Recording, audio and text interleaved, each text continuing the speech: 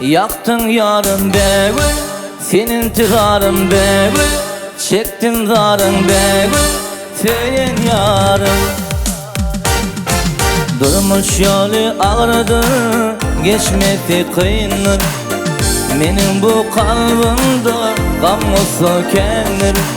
Yatlayan yarın geceler yatma, Söygümül köydi arzuva yetme.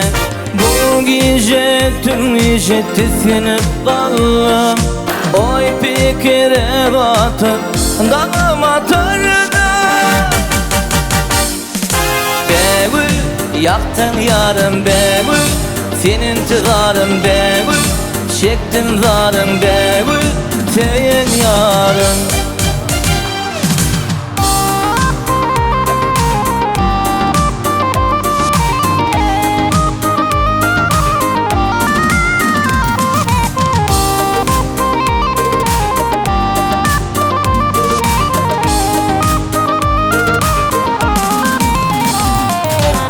Duruşuşun günlerim yaddan çıkmaya, senin ornun başka gözüm tutmaya. Yatlayan yarın geceleri yatma, Sevgimil kıydı arzuva yetme. Bu gece tüm gece tiskinip kaldım. Oy fikire batıp dağıma tırdı. Begül, yaktın yarın begül, senin intiharın begül, çektim zarın begül, senin yarın.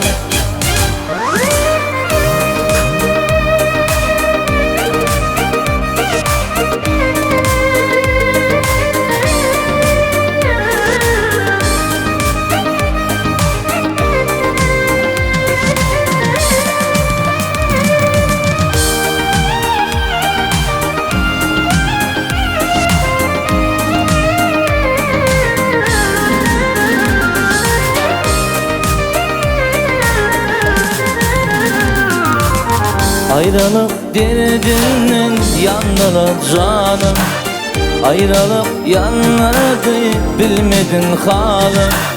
Yatlayan yarın geceler yatma, Sevgimil kıydı arzuva yetme.